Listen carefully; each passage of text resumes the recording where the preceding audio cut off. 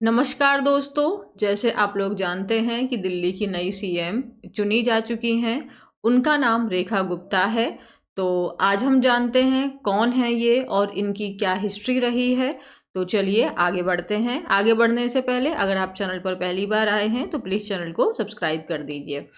तो आप लोग जानते हैं कि जो दिल्ली में ये फोर्थ लेडी अब की वुमेन सीएम हैं। तो देख लेते हैं पहले कौन कौन रह चुकी हैं।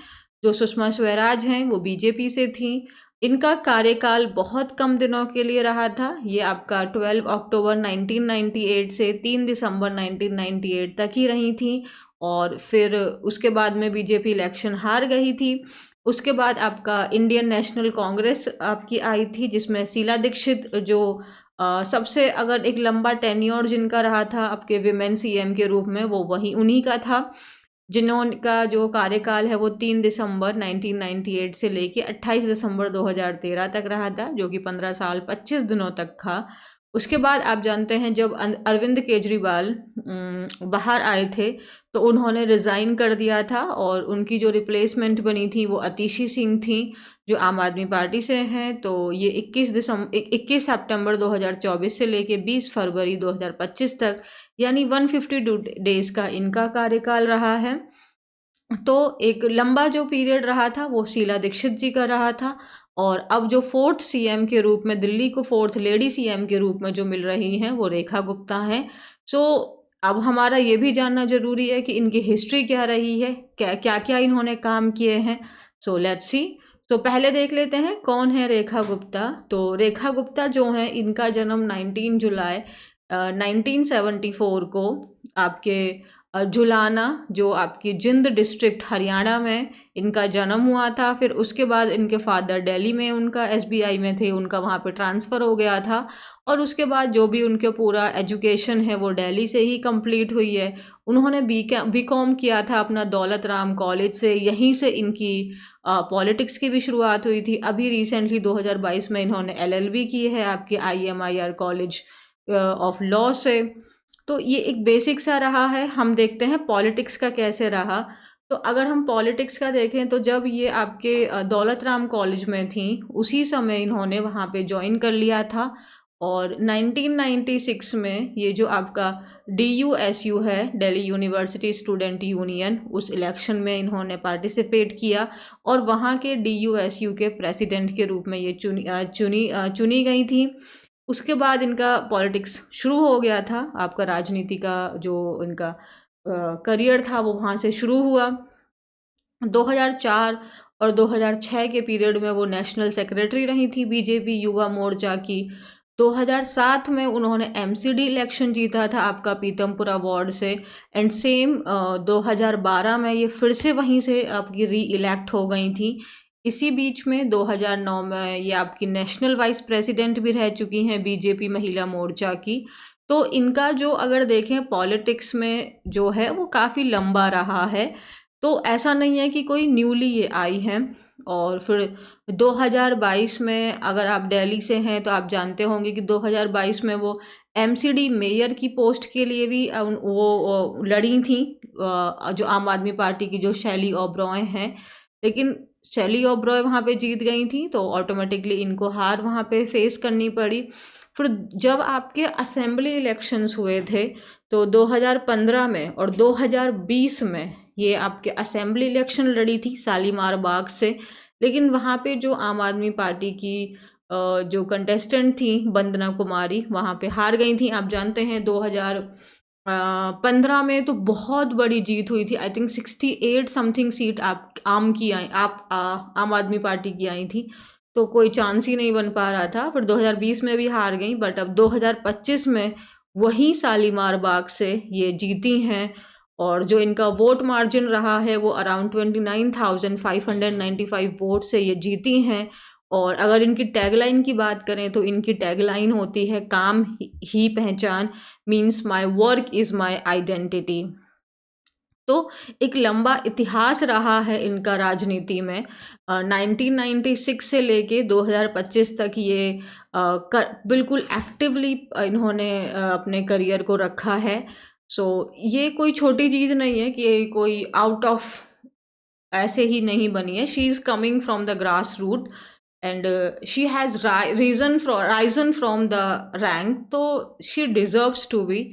एंड अब एक बड़ा क्वेश्चन सबके दिमाग में यही आ रहा है कि इतने बड़े बड़े नाम आ रहे थे, जैसे अरविंद केजरीवाल को जिन्होंने हराया था, परवेश, सबसे पहले उन्हीं का नाम आ रहा था। जब वोट आपका रिजल्ट आया था कि केजरीवाल हार गए हैं, तो उनकी फैमिली वगैरह भी बोलने लगी थी कि जो परवेश हैं वही बीजेपी के नए सीएम बनने वाले हैं। तो फिर ऐसा क्या हुआ कि उनको, इतने बड़े बड़े नेताओं को छोड़ के इनको चुना, जबकि ये दिल्ली में इनका बहुत पॉपुलर फेस भी नहीं है।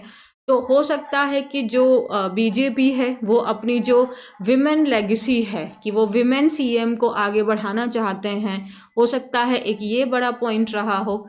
जैसे कि अभी मैंने आपको बताया कि जो 1998 में जब सुषमा स्वराज दिल्ली की सीएम थी, उसके बाद बीजेपी अब 26 साल बाद में आपका पावर में आई है, तो उसी चीज़ को वो लोग आगे कंटिन्यू करना चाह रहे हों कि जो दिल्ली की नई चीफ मिनिस्टर है वो भी एक महिला ही हो।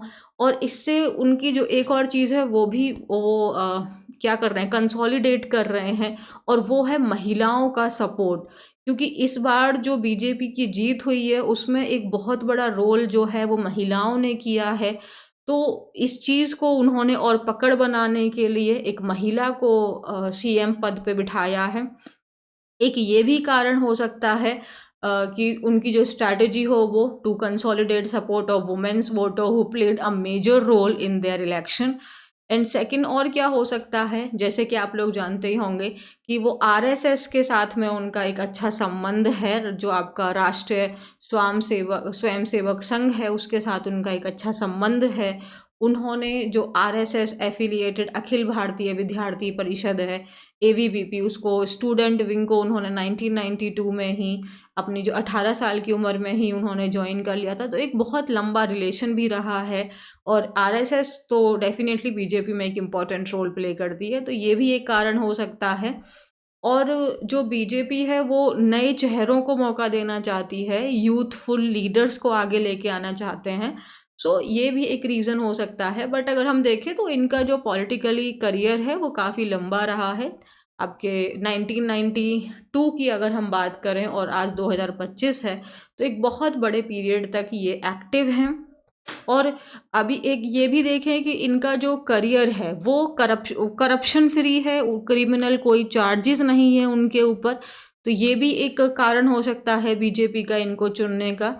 तो ये कुछ रीजंस रहे। देख लेते हैं बाकी लोगों ने क्या रिस्पॉन्स किया है इनके दिल्ली सीएम बनने पर। तो मोदी जी ने रिस्पॉन्स किया, कॉन्ग्रेचुलेशंस करते हुए। जो रेखा गुप्ता जी हैं उन्होंने दिल्ली चीफ मिनिस्टर की जो शपथ ली है, उन्होंने बोला है कि वो ग्रास रूट से, यानी बहुत बेसिक से वो उठ के आई हैं।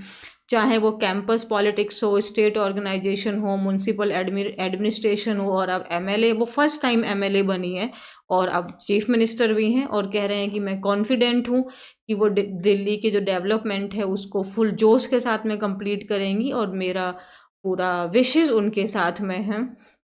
जो अतिशी हैं, जो अभी आपकी करंट में जो चीफ मिनिस्टर थी, जो अब हट चुकी हैं, उन्होंने कॉन्ग्रेचुलेट किया रेखा गुप्ता जी को, इस बात पे जोर देते हुए कि वो जो बीजेपी के प्रोमिसेस हैं उनको फुलफ़िल करेंगी, और जो भी बीजेपी ने प्रॉमिस किया उनको फुलफ़िल करेंगी, ऐसा उन्होंने बोला है। जो अमित शाह हैं, जो होम मिनिस्टर हैं, उन्होंने भी उनको कॉन्ग्रेचुलेट कहा है, और बोला है कि मुझे पूर्ण विश्वास है कि दिल्ली को दुनिया की शीर्ष राजधानियों में से एक बनाने का जो संकल्प प्रधानमंत्री जी ने लिया है, उस दिशा में समर्पण भाव से कार्य करेंगी, और दिल्ली की माताओं बहनों ने जिस अपेक्षा से हमें आशीर्वाद दिया है उसको जो भाजपा सरकार है वो दिन रात पूरा करेगी। तो ये थी जो दिल्ली की नई सीएम है उनके बारे में हमने जाना। सो आई होप आपको वीडियो में बहुत कुछ जानकारी मिली होगी, और आपका बहुत बहुत धन्यवाद। तो अगर आपको पसंद आया होगा तो प्लीज़ चैनल को सब्सक्राइब, वीडियो को लाइक करते हुए जाएं। Thank you so much.